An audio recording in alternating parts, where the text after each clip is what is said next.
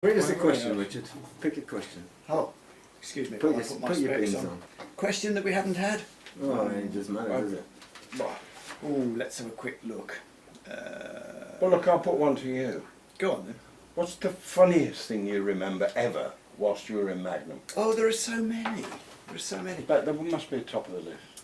One thing that I always remember was we were touring up and down the country. We were up north somewhere and we were stopping in a guest house in the days when rooms didn't have en suites. And so there was down the hall there was a bathroom.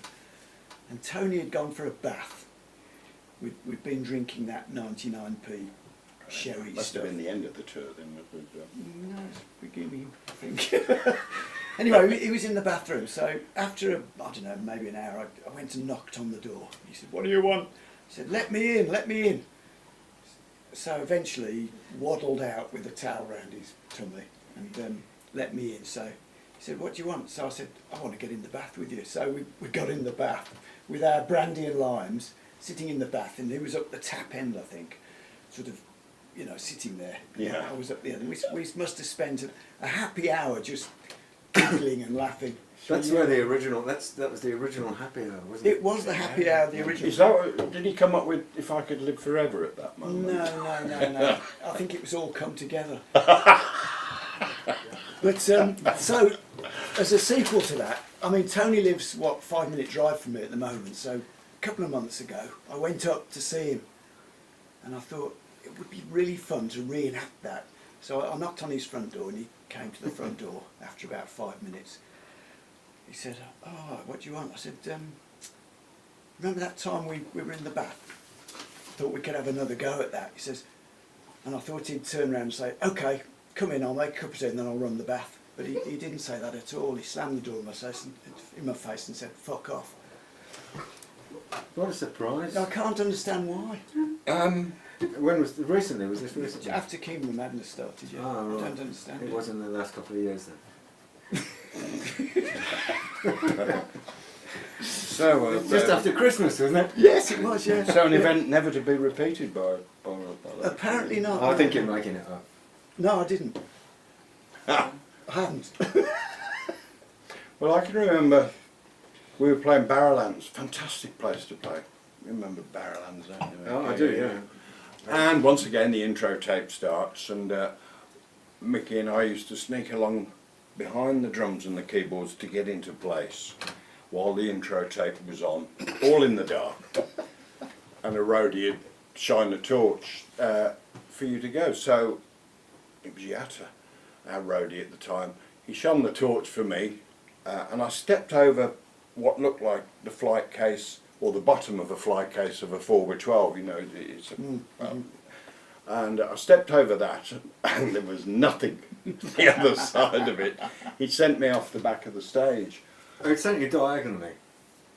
There was an L shape on the back of the stage. Was there? Yeah. So It's more than I know. there's the stage. Okay, this is Barrowlands in Glasgow. This is Mark's bit. Mark's over here. We're coming up the back here like that. And Mark's with the Yatta. He's got the torch. How it happened. And Yatta shines the torch over to there, which is the back of Mark's bit. And Mark walks. This is the torch. And Mark walks straight over, across the diagonal. Put Is some that dry ice quite down. clear? But this 15-foot drop. And all the just smoke's there, so you can't see That's it, yeah. Yeah. You weren't injured though, were you? You ripped the arse out of your pants. No, well, I caught this flight case on the way over to nothing. Went down, I mean, it was a fair drop. I think it was 4 or 5 feet. And I landed on my shoulder. That's the last thing I remember, but apparently my foot caught this flight case, which brought that over as well, which hit me on the head and knocked me clean out. And indeed, my jeans were ripped from the front right round to the back. But the show must go on. Anyway, they carried me back into the dressing room, and I'm completely out, and I start to come round, and there I am, and my trousers split open, and there's 2 young St John's ambulance girls standing there looking a little shocked, like, and I remember Hayden our tour manager at the time said, "Have you got a spare pair of trousers?" Not like, "How are you? Are you all right?" or anything like that. "Have you got a spare pair of But trousers?" the worst thing of it was you landed actually in a pit of snakes, didn't you? Well, you thought it was snakes. Vipers. Vipers, yeah. Landed in a box of vipers. Anyway, so It wasn't a box of vipers. no. It was cables, wasn't it? Oh, It was that's a right. cable Multi-core. trunk, Multi-core, yeah. That's the stuff they use on stage for the wires. Anyway, I got my spare trousers, threw a large one back, got myself together, a bit shaken, and they started the intro tape again, and the show went on. That was one funny thing. That was quite. I remember that show was particularly. It was. You could say it was a rocking show. Oh, suspended Because floor, yeah. Barrowlands is a big old dance floor on a third floor of this warehouse in Glasgow, Barrowlands. You might. Is it still there? Yeah, still working, So still it's a going. sprung dance floor, and then we've got this massive PA stacked up, and we're in the first or second song, I can't remember. But the audience, all the people there were jumping up and down simultaneously, and the PA stack started to go like this, and it was another one where the heroics of the crew. The crew were actually holding the PA down, holding it from falling over. Yeah, it did. The whole floor moved about this much. Yeah. Well, it was rocking anyway. It was, yeah. It's a funny old place, Glasgow, isn't it? I Yeah. like it up there. I love it, I yeah. remember after that gig, I was just going down the stairs back down to the bus. In fact, on the morning, I remember getting up on the bus in the morning and hearing like. So I jumped out of the bunk and walked up towards the front of the bus, and there was a guy with what must have been a bayonet, trying to leave her open the front door of the bus. So, "What are you doing?" He went, "Hey," just put the bayonet back in his pocket and walked off. Oh, that could have been a bit nasty. That time. But anyway, back to the story of after the gig. I'm going down the stairs, so it's a 5-flight loading, and the crew are taking all the stuff down the stairs with the local crew. All the stuff's in there, and I said to because Birmingham, a standard greeting in Birmingham is "all right." Yeah. Come on, man. Yeah. Yeah, All right. yeah. Right. So I said to this fella, "All right," and he said, "Is that an offer?" What does it mean? I hope you ain't got a bayonet. Yeah. Oh, Glasgow. Lost in translation, really. Yeah, it's just like Johnny Kenny Funny. Do you know that one? No. Do you know what I'm saying? No.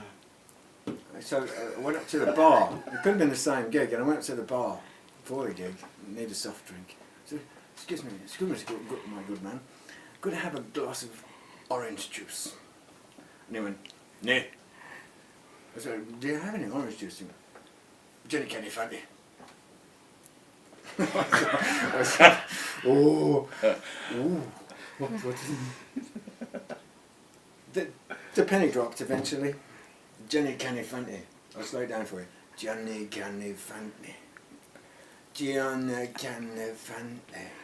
Do you want a can of Fanta? So, that would be very nice, thank you. Did a bit heavy. But you didn't say all right. No. So who picks the songs for the Steve Madden's question? Who picks the songs for the set? The punters picked the songs, Yeah. we agreed them, and Mickey Barker sorted out the order, because he knows about these things. The Tempo King. The Tempo King, I went like that, didn't I? yes, you went like that, shuffled them around a bit, and then they went in Pulled them out alphabetical and order. went back. Yeah, and then pull them out. And then, Absolutely. on a more or less daily basis, you kept changing it. Yes, it needs to be done. Let's have a look here. There must be more questions. Yeah, this is a good one for you, Mark. This is one from Angus Muir. Is it Muir? Angus Mayor. yeah. Oh, Angus, I know. Yeah. It's Angus Mayor, as in Mayor, spelt the same as hair. Yeah, no, as opposed to Angus Makoto. Yeah. Angus McJackety. Are there any plans to resurrect Grand Slam? Oh, well, that's a good question, and we need our guitarist really. It is fully resurrected. We've just finished recording an album, well I have, with Lawrence, and an exceptionally good band. So all I can suggest is go to the Grand Slam official page and all the information on that, but very much so. Watch out for it. And yes, there is room to run the two, obviously not simultaneously, but when Kingdom of Madness take a break, then we're going to be looking at doing Grand Slam stuff. Here's one from Paula Adams. Good old Paula. Hi, Paula. Well, it's nice of her to say that as the DVD of Tall Ships is just superb. Thank you, Paula. Are you going to make another one? DVD? Oh, well, Are we? yes. And also, when's the new book coming out? Well, hopefully we will look at doing a DVD later in the year, because I think that's the best way of us putting something out commercially. Just to re-record them on a CD, I mean, they've been done. But if you could capture the essence of us doing them live in our way, that's something that we're looking at quite seriously. So yeah, I've started book 2, but it's a time-consuming thing, and there's a lot to run past my lawyer. Here's one from Phil McCafferty. Yeah. He says, would you consider splitting the shows up into 2 sets and making the first set all flute? I think so. No. I think that'd be a great idea. Who do you think I am? Okay. Now, listen. Well, I mean, there's another one which Richard Farmore sort of does the country end of Birmingham or Swindon, as Micky said earlier. Book us and we'll play there. It's all down to the promoters. We will play anywhere, honestly, but there's been 1 or 2 barriers where we've thought we'd get shows and we haven't been able to.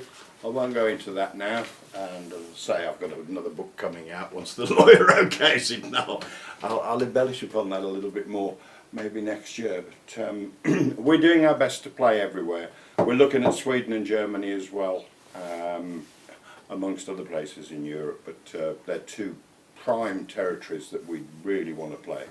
So I think that just about answers everything. What sticks do you use? Wooden ones. Before we can get into serious touring, we need to consider who we'd have as a support band. And I think probably, have we got a tribute band, a KOM tribute band? Not yet. I think there's some guys that sort of try and copy what we're doing. Oh, right, okay. Well, we could perhaps ask them, couldn't we? We could do, yeah. They might be better than us, they might. They'll look more like... they might have more proper players. and they'll look like... The originals? Mm. Yeah, yes, true. Yeah, so we've been to have them on cast. I'm going. Blow us off. I'm going home now. I'm going. Well, if you do book us, remember we're a 7-piece band, so we need lots of sandwiches. Thank you. Yes. Bye bye. Should we go up the pub?